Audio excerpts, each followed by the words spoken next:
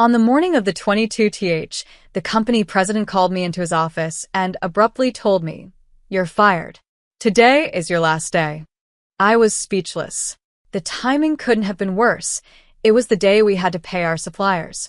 Normally, we made bank transfers for the long-term suppliers, but I also handled some of the payments personally by visiting them. Still in shock, I stood there as he added, "You seem like you're ready to go home. I'm giving you the rest of the day off, just for you. Leave quickly." Before I could say a word, he pushed me out of the office, and the door slammed shut behind me. I was stunned, unsure of how to respond or even where to start. My name is Ember. I joined this small, family-run paving company right after finishing high school, and for the past 12 years, I've been working in clerical roles. Until today, that is. We had about 22 employees, and for most of my time here, things were really good. When the current chairman was still the president, the company felt like a second home.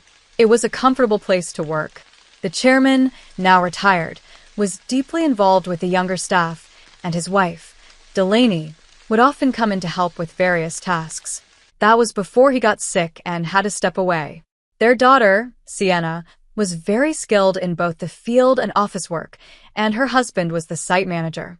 The workers trusted him, and even though Sienna and her husband were part of the founding family, they were always down to earth and respectful. They treated everyone like equals. If only things had stayed that way, life would have been perfect. But reality doesn't always follow our wishes. Late last year, during a routine company health screening, the chairman was diagnosed with cancer. He decided it was time to step down and focus on his health, and he appointed Sienna's husband, the site manager, as the next president. Everyone agreed it was the best decision. We all wanted the chairman to concentrate on his treatment and hoped for his full recovery. However, something unexpected happened. Out of nowhere, the chairman's oldest son, Merrick, showed up with his family. No one had seen him in years, and many of us didn't even know he existed. It turns out Merrick had been disowned by his parents about 32 years ago, and his name had never come up at work. From what the older employees told me, Merrick had been a troublemaker when he was younger. He was frequently in trouble with the law, and each time he got arrested or caused problems, his parents would have to apologize on his behalf. After dropping out of high school, he got involved in shady businesses like multi-level marketing and scams. That's when the chairman finally had enough and cut ties with him. Despite being out of their lives for decades, Merrick showed up one day, begging for forgiveness. "Dad, I've changed. Please give me another chance," he said.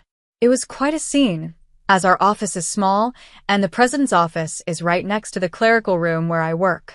I overheard everything. Merrick pleaded to be allowed to work at the company, but after everything I'd heard about him, I wasn't sure if he had really changed.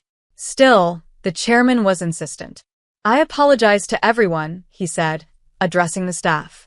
"But I ask you to give Merrick another chance." Sienna and the older employees, who knew about Merrick's troubled past, weren't exactly thrilled, but they didn't want to go against the chairman's heartfelt request. So, Merrick and his family moved into the annex at the chairman's house. Merrick started working at the company, and his wife took over household duties for the chairman and Delaney. Their daughter, who seemed to be a college student, visited the company only once. The chairman believed that Merrick had faced enough struggles in life to have turned over a new leaf, and Delaney was delighted to have him back in the family. She kept talking about how they were all going to rebuild the company together. But soon after, Merrick made a bold and divisive statement. "I'm the eldest son, so I should be the next president," he declared. This created immediate tension between him, Sienna, and her husband. Though Merrick acted like he was working hard in front of the chairman, it became clear to the rest of us that he was doing next to nothing. He frequently made belittling comments, saying things like, "Physical labor is for the workers. You're all just worker ants. Keep your heads down and get on with it." Naturally, this attitude made him deeply unpopular with the staff. Some of the younger employees even approached the chairman directly, saying, "We can't work in these conditions." Despite the complaints, both the chairman and Delaney tried to smooth things over, pleading with the staff to be patient. "We'll talk to Merrick," they promised. "Please try to understand the bigger picture." But their efforts weren't enough. 3 months ago, The chairman's cancer worsened, and he had to be hospitalized. At that point, Merrick made another bold move. "I am the president now," he announced, even though most of us still believed Sienna's husband was supposed to take over. While some employees tried to convince the chairman and Delaney to stick to their original plan, they ultimately sided with Merrick, their biological son. This decision stirred up resentment among the staff, many of whom felt that parental love had clouded their judgment. The once pleasant and cooperative atmosphere at the company started to shift. Sienna and her husband took on more responsibility behind the scenes, trying to keep things running smoothly, while I was left to handle all the administrative tasks on my own. Where I once shared the workload with Delaney and Sienna, now I often found myself working late into the night, sometimes not leaving the office until after midnight. Meanwhile, Merrick showed little interest in the administrative side of things. He spent his days at bars, betting on horses and gambling. The final straw for me came over an issue with company expenses. Merrick had been using the company's credit card for personal expenses, and I had looked the other way for a while. But one day, the charge was too much to ignore. With a heavy heart, I handed the receipt back to him. "I can't approve this," I said. "Why not?" he demanded. "This is for your wife's corrective underwear," I explained. "It's not a business expense, so I can't approve it." His face turned red with anger. "Don't argue with me," he snapped. "She's the president's wife. It's only right that she dresses well. This is a legitimate business expense." But I stood my ground. "No, that's not how it works," I replied. "Your wife's underwear can't be expensed as a business cost." I stammered, trying to wrap my head around how the president could justify spending $8,000 on his wife's corrective underwear, and what he said next left me even more baffled. "Then let's make selling corrective underwear our new business venture. We'll categorize it as inventory so it counts as an expense," he suggested, grinning as if he had come up with a brilliant idea. I was completely at a loss for words. "We're a paving company," I managed to say, trying to reason with him. "So what? We can just threaten clients. If they don't buy from us, we'll cancel their contracts. Everyone will buy. It's easy money," he said, laughing at his own absurd idea. $44,000 for one, $8,000 for a set. His laughter echoed in the office, but all I felt was horror. "That's completely unethical.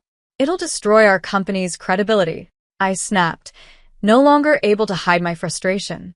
From that moment, I became the president's main target. Day after day, I endured his belittling comments and condescending attitude. He would find any excuse to criticize my work, making every day more unbearable. There were many times I wanted to quit, but my loyalty to the chairman, who had always treated me kindly, and my concern for my colleagues kept me hanging on. I knew the team would struggle if I left suddenly, and to be honest, I couldn't afford to be without a job overnight. So, I decided to tough it out, waiting for the right moment to move on. Little did I know that decision would soon be taken out of my hands. When I was unexpectedly fired, I knew it would cause chaos for our clients if I just walked away. Taking a deep breath, I mustered the courage to confront the president. "I can't do this. I can't leave without proper notice or a handover. Even your daughter won't be able to handle all the work alone. And today is the day we need to make payments," I said, speaking as quickly as possible before he could interrupt. Just as I expected, his face turned bright red with anger. "Shut up. I told you to resign because my daughter is joining the company. Today is your last day. As for the payments, let them wait until they come to collect it. There's no need to pay up front." His tone was dismissive, and I couldn't believe what I was hearing. "Isn't it normal to pay for something once you buy it?" I asked, trying to keep my voice steady. I explained the situation as clearly as possible, as if I were speaking to a child. But his response was so irrational, I started questioning if he was thinking clearly at all. "If that's the case, just threaten to switch suppliers," he sneered.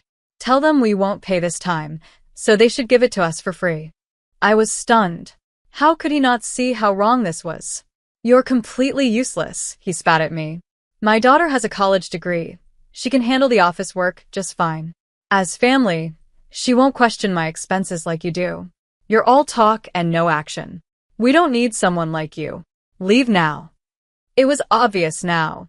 He wanted his daughter to take over so he could continue abusing the company's funds for personal use without being questioned. Well, if that's how you feel, I won't regret leaving, I said, my voice calm but tired. There was no point in arguing any further. My patience had worn thin. I quickly gathered my belongings, left the office, and felt a pang of guilt for the clients I was leaving behind. Before I fully walked away, I decided to call Sienna. Even though I knew she and Delaney were occupied with the chairman's health, I felt this situation was urgent. I explained everything to Sienna, hoping she could manage the mess I was leaving behind. After leaving the company, I found myself suddenly with nothing to do. Being fired without notice clearly violated labor laws, and I knew that if I reported this to the Labor Standards Office, the company would be in big trouble. Since the company was part of a middle-market payment system, I could claim severance pay and a month's salary through government support. There was no rush. I had up to 5 years to apply, and the Labor Standards Office had a 2-year statute of limitations on filing complaints. With my professional mindset, I immediately started planning the necessary steps for my exit and retirement. After working overtime and weekends for so long, I finally had some time to myself. I decided to take it easy for a week and planned a refreshing day trip to the beach to clear my head. After enjoying a peaceful day by the ocean, I checked my phone and saw several missed calls, emails, and voicemails. Sienna's email caught my eye. It read, "The payment process went smoothly. Everything is in order." I felt a wave of relief. Even though my departure had been sudden and ugly, at least the payments had been handled. Next, I listened to a voicemail from the company. It was the president. His voice panicked. "Hey, what's going on? They're saying I'm not the real president. Did you know about this? Explain yourself." I chuckled at his confusion and continued scrolling through my messages.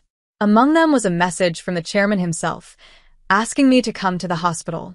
Without hesitation, I made my way there. When I arrived at the hospital that evening, I found Delaney, Sienna, and the president already there. The chairman, lying in his bed, greeted me with a weary smile. "Ember, I'm truly sorry for my foolish son," he said softly. "What's going on? Why are they saying I'm not the president?" Merrick demanded arrogantly, clearly still unaware of the situation. The chairman quickly shut him down. "Be quiet," he ordered sternly. It turned out that right after I called Sienna, she immediately informed the chairman and Delaney. As soon as the chairman heard the news, he reached out to Merrick, who had been acting as the company's president, and asked him, "Do you really not know what's going on?" The truth was finally coming to light. I explained calmly, "Merrick, you never had any legal authority. Your title as president was just that, a title. In business, the president's role is a position within the company, but it's the representative director who holds the legal responsibility for the company's actions." Merrick stood there, dumbfounded, as the reality of the situation sank in. Externally, the role of a representative director is much more formal and requires specific legal steps to change. While we could change the title of president informally within the company, altering the legal status of the representative director is a complex process. That's why, despite Merrick's position as president, he never had the legal authority he thought he did. When Merrick was made president 3 months ago, there was strong opposition from Sienna, the site manager, and other veteran employees. That's when I came up with a plan. Merrick could serve as a figurehead president, while the chairman would remain the legally responsible representative director. I knew the ins and outs of company law, and I suggested that if Merrick proved himself worthy and earned the respect of the staff, we could then begin the legal process to formalize his role as president. But if Merrick failed, we could either remove him or consider closing the company altogether while Sienna and the site manager prepared to launch a new venture. Sienna was skeptical that Merrick could ever change, but the chairman and Delaney continued to believe in him, at least until Merrick unfairly fired me, which seemed to open their eyes to his flaws. "You've always needed to understand the importance of caring for your employees if you want to be a leader," the chairman said, repeating advice he had given Merrick countless times. Merrick, however, remained defiant. "Can't we just take care of the procedures now?" he asked, as if it were a simple fix. "No, it's not that easy," the chairman explained. "Our company offers shares to employees who want them. Many employees own stock, including Ember, who holds 10%. She's a major shareholder. We can't ignore her opinion, and the other shareholders won't support you either. As the president began to grasp the seriousness of the situation, his face went pale. What? I don't have any shares. I was planning to pass my shares to you once you'd proven yourself as a capable president, the chairman said, his voice filled with disappointment.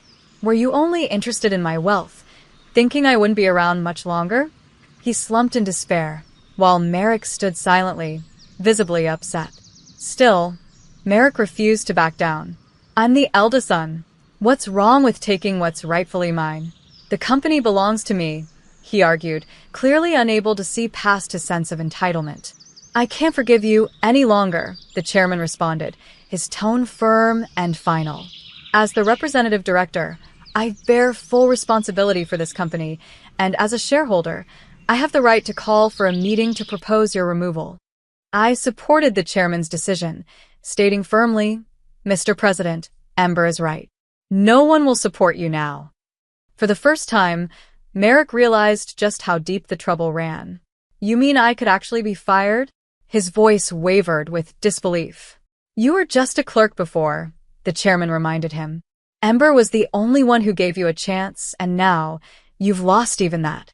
Delaney, who had stayed silent during most of the exchange, finally spoke up. Ember, I owe you a sincere apology, she said, turning toward me.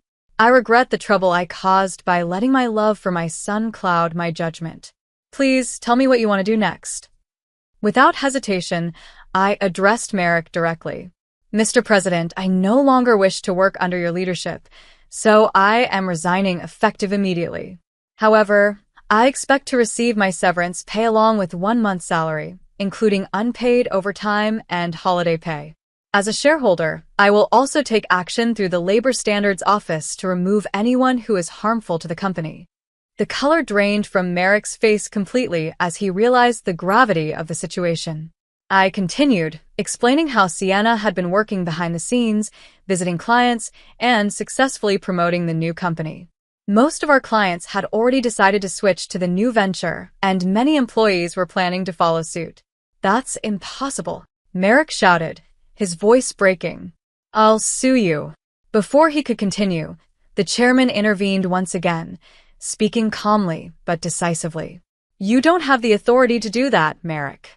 I am the representative director here, not you. Merrick collapsed to his knees, overwhelmed by the weight of his mistakes. A mixture of regret, disappointment, and finality filled the room. It's unfortunate that it had to end this way, Mr. President, I said, my voice steady. If you had taken the opportunity to change your approach when you returned, things could have been different. You had many chances to learn, but in the end, you squandered them. This is simply the consequence of your actions. In the aftermath, the chairman decided to close down the company entirely, leaving Merrick unemployed. As for Merrick's wife, she tried to pursue her idea of selling corrective underwear, but the business failed miserably. Their aggressive sales tactics got them into legal trouble, and both were eventually arrested for their involvement in a pyramid scheme. When Sienna returned to her parents' home, she found boxes of unsold underwear, a sad reminder of their failed venture. As for their daughter, she found a job elsewhere, though I never heard much more about her after that. As for me, I found happiness working at Sienna and the site manager's new company. Surrounded by people I trust and care about, I now live my life with authenticity and purpose, cherishing the relationships that truly matter.